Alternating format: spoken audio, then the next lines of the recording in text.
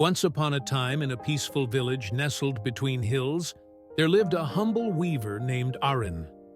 He lived with his parents in a modest cottage, creating beautiful textiles from the finest threads. Arin had two siblings. His older brother, Kieran, was energetic, ambitious, and always the center of attention, while Arin was quiet and reserved. Arin's parents, though loving, were often disappointed by his shy demeanor. They believed that a successful life required speaking boldly and taking charge, something Arin struggled with. While Kieran thrived in the village, making many friends and taking over various responsibilities, Arin worked quietly behind the scenes, weaving intricate patterns that no one seemed to notice. People in the village often whispered about Arin, calling him weak and unremarkable. The older villagers, seeing how meek he was, often took advantage of his timidity, paying him less for his work, or even tricking him into giving away his finest creations for far too little. One day, Arin's father, frustrated with his son's lack of initiative, demanded that Arin take on more of the business. "You are an adult now. If you continue like this, you'll never amount to anything. Kieran will inherit everything." His words stung, but Arin kept his head down, feeling his heart break under the weight of the expectations. Afraid of disappointing his family, Arin agreed, but his hesitation in speaking with customers led to mistakes, and his failure seemed to confirm everyone's doubts about him. The villagers began to ignore him altogether, even laughing at his stammered attempts to sell his fabrics. One afternoon, a group of traders arrived in the village, offering to buy all of Arin's stock at a low price, claiming they had special connections in the capital. Though something about their offer felt off, Arin's fear of confrontation kept him from asking the right questions. The traders took all his work and disappeared. When Arin's father found out, he was furious. "How could you let them steal everything? You have no spine. I should never have relied on you." His father's words hit him harder than ever before. Feeling worthless, Arin wandered deep into the forest, thinking that there was no point in living any longer. As he approached a cliff, ready to leap into the abyss below, an old woman appeared before him. She was dressed in a simple robe and had a kind smile. "Why are you so troubled, young one?" she asked softly. Arin, trembling with shame, replied, "I'm worthless. I can't do anything right. I'm just a coward.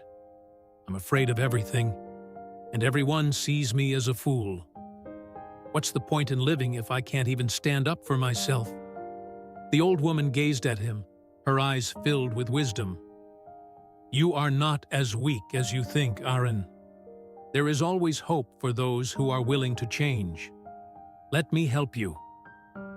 The woman explained that she had a teacher, a wise sage who lived on a distant mountain, and that he could help Arin find his inner strength. Though reluctant, Arin agreed to go with her, having nothing left to lose. After a long journey, they reached the sage's hermitage, an ancient stone structure perched on the mountain's edge. The sage was meditating beneath a great tree, his presence calm and serene. The old woman introduced Arin to the sage, and without a word, Arin broke down in tears. "I've failed everyone, especially myself. Can you help me?" he asked, his voice trembling. The sage opened his eyes slowly, studying the young man. "Fear is a heavy burden, my child, but the key to overcoming it lies within you. I will guide you, but you must follow my instructions carefully for 3 days. Are you willing?" Desperate, Arin nodded. Day 1. The sage's first task was simple, but daunting. Arin was to visit 10 villagers and ask them about their lives. The shy young man hesitated, but he knew he had no choice but to face his fears.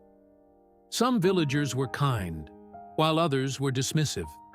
But by the end of the day, Aaron had spoken to 10 people, learning about their joys, their struggles, and their dreams.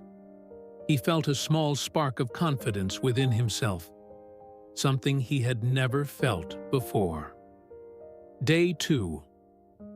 The next day, the sage told Aaron to teach a group of children about the importance of trees in the forest.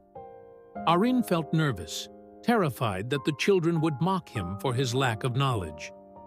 But he spoke from his heart, sharing the things he had learned from the forest around him. By the end of the lesson, Aaron noticed that the children were listening to him with rapt attention, and he felt a warmth in his chest, a sense of pride he had never known.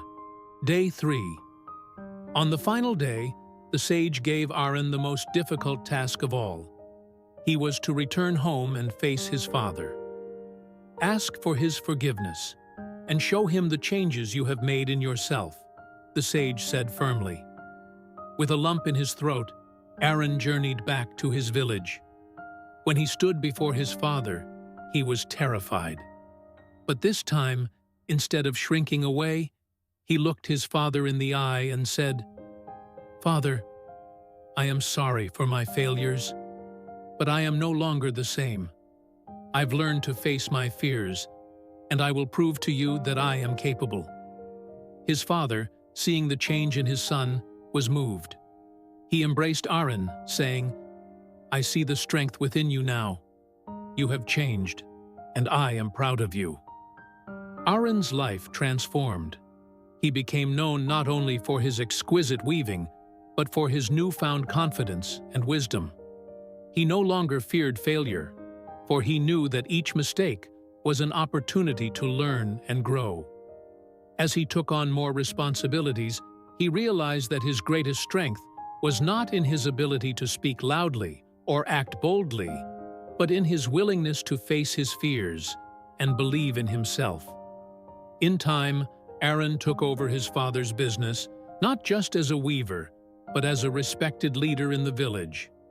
He shared the lesson he had learned, that true strength lies in overcoming fear and believing in one's own potential.